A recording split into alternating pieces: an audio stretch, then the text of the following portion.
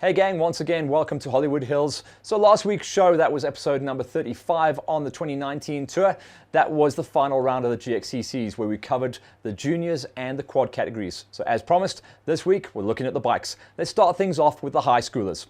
On the season, it's been Davin Cocker who's been tough to beat, and once again he took the final win of the season. He hasn't taken a full clean score sheet, but he has been the most consistent rider out there. Never once off the box, and more wins than anyone else out there. He took the final victory, beating out the former national title holder, Nardis Rabi, and Storm Fillion, and Storm obviously coming off the penultimate round win. That's going to help him out in the championship chase. That was the high schoolers, and does confirm that Dav Cocker is the big number one plate going forward into 2020. Looks like he's staying on the Screamers as well, staying as defending title holder in the high school 125s. In the OR3s, the big story of OR3s was a lot of guys moving up category at the beginning of the season. So we knew we were going to have some different names and faces. And it's been that case the whole way through. Peter Karam has been the most consistent rider on the tour. And that's going to see him walk away with the number one plate riding out of the Roos KTM squad. But the final victory went to Jean-Drew Devet. And it was Eric Merry who finally got his pace going as well and found the podium with a third place. But confirmation, Karam with the big number one spot.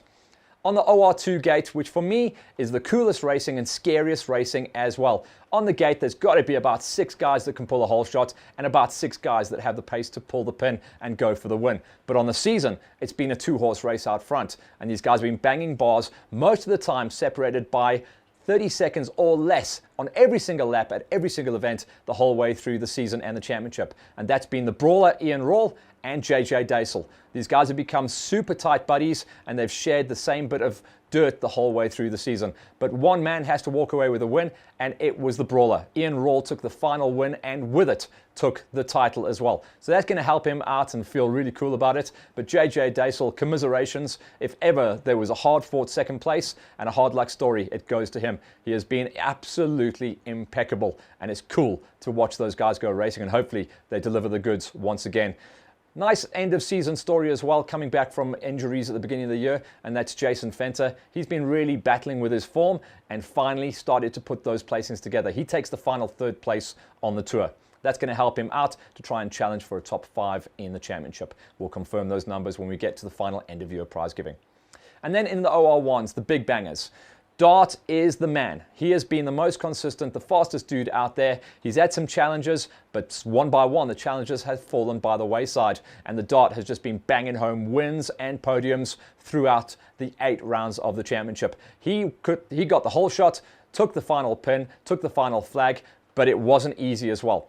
Sharon Moore also coming back from great early season form, but also early season crashes, pushed him super hard. He was eventually less than, I think, 20 seconds at the end of lap number 3 off the back wheel, and eventually the gap grew to just over 30 seconds come the end of play. But Sharon was a very strong run into a number 2 spot, riding out the Livasutu and Roos KTM squad, and he gets his second place. And I really hope he is in good health and good fitness for 2020, because he can definitely run the numbers.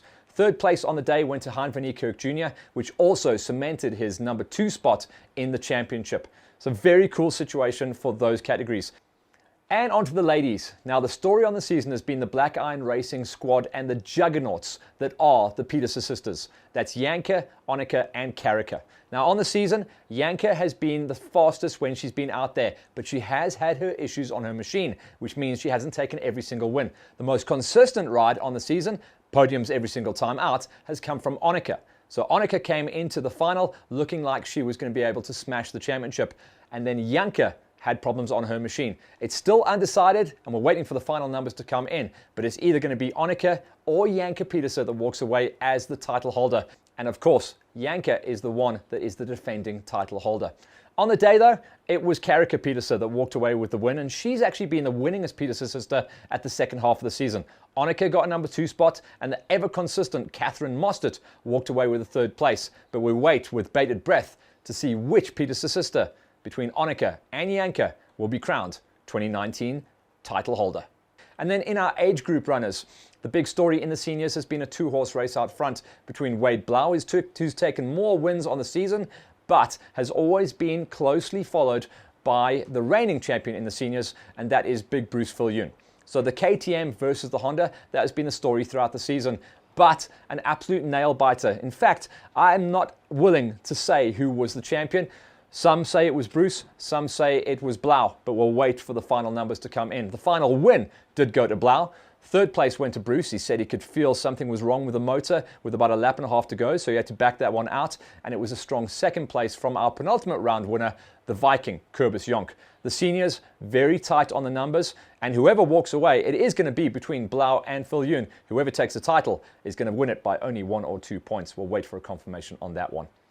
On the Masters, the big story has always been Wayne Farmer versus Peter Hall. Incredibly enough, we actually used a part of Peter Hall's farm for this race as well, but the big guy on the 500 who has that incredible fluid sit-down style could not match the pace of Farmer. Farmer got the pin, got the hole shot, ran the numbers out front, and broke away from Hall. That means that Farmer's going to take another #1 plate to add to his massive shopping list, and he is the defending title holder in the Northern Regions and looks like the GXCC club as well going forward into 2020. A good story for third place as well. Normally riding out of the Sherco 450, unfortunately had issues on his #1 machine. The Roost KTM lent him a 250. Ian Fenter was still good enough to walk away with a third place on the day. So very good job and good hustle for little Ian Fenter on the 250 on a track that was definitely horsepower based. All right, so that is a wrap up of all of our two-wheelers, and that draws a close to our GXCC situation. They're obviously going to be running a national, and that's going to be in the second racing week of November. I'll be down there. We'll bring you a report back from that. But for the GXCC Club and Northern Regions Championship, that is it. Done and dusted. Check it out as well. Whilst we were up there, we went and checked in at the shop at Vans Racing to see what specials they had on the plates. And as we got there, you could literally not move for the pile of Dunlop gummies that they had. Listen to these prices as well. You cannot beat this. For the front tire, a special of 1,950 Rand for tire and moose combo, and the rear special 2,450 for a rear tire and moose. So if you guys have been pushing the pace and trying to get those last-minute.com results, you need some shoes, you need some rubber, and you always need that moose at this time of the season. So go check those guys out. Also, they're just taking delivery at Vans Racing of the brand new lineup of almost the entire range of the 2020 Husqvarnas. Listen to these numbers.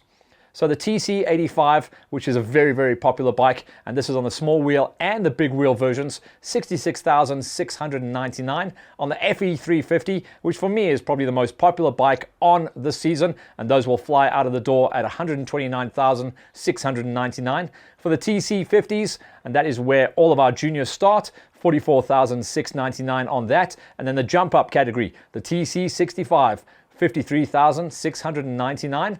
So go and check out the full range. They are literally flying out the door. The guys at Vans Racing said last month they were pumping, this month they're pumping. And if anyone is trying to decide on what to get their kids for Christmas, I think we just figured that one out.